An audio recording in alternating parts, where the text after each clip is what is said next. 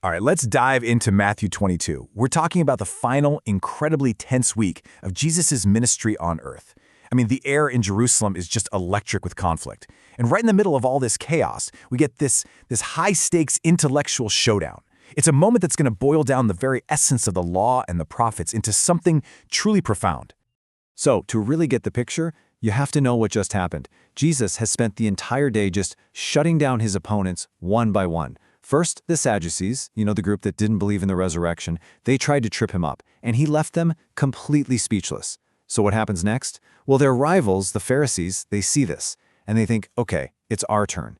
This is their chance for one last very calculated attempt to trap him in his own words. And this is the question that kicks off the whole thing. Master, which is the great commandment in the law? Now, on the surface, that sounds like a fair question, right? But it's actually a brilliant trap. See, for generations, rabbis had argued over the 613 laws in the Torah, debating which ones were more important. So asking Jesus to pick the greatest one was designed to force him into a corner. No matter what he said, he'd be seen as elevating one law by demoting all the others. In their minds, it was a question with no right answer. And their motivation here is just everything. Verse 34 tells us exactly why they're doing this. It's after they hear that Jesus had put the Sadducees to silence. What's their immediate reaction? They gather together. They huddle up. This isn't some friendly theological chat, It's a strategic move. They are absolutely determined to succeed where their rivals just failed. And listen to this. They don't just send in any random guy. Oh no. Verse 35 tells us the man who asks the question is an expert in Mosaic law, a true scholar. This guy's learned, he's morally disciplined, and he is deeply, deeply concerned with rules and righteousness. So we're not talking about some heckler from the back of the crowd. They sent their best. This just raises the stakes immensely, doesn't it? It's a real battle of ideas, happening at the absolute highest level. So what we've got here is a major clash of worldviews. You can really see the two sides. For the Pharisee, goodness is all about the rules. It's about checking all the boxes, meticulously following all 613 laws. It's a whole system centered on righteousness. But Jesus, well, he's about to reveal something so much deeper.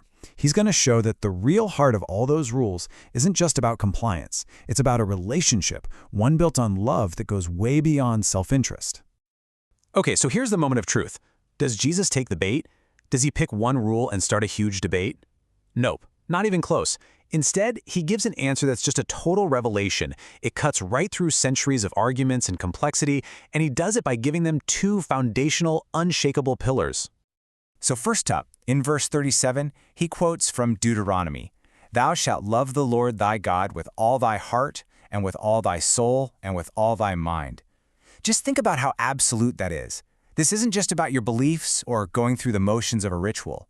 We're talking about a total, all-in, all-encompassing devotion. Your heart, your emotions, your soul, your very being, and your mind, your intellect. Everything is meant to be pointed toward loving God. And then, in the very next verse, verse 38, he basically gives it a title. He calls it the first and great commandment. He's not just answering their question anymore. He's establishing a whole new hierarchy of importance.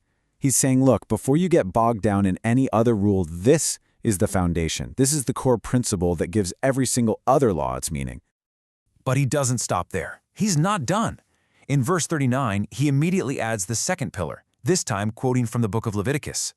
And the second is like unto it, thou shalt love thy neighbor as thyself. Now, that little phrase, is like unto it, that's huge. With those words, he's elevating loving your neighbor to the same level of importance as loving God.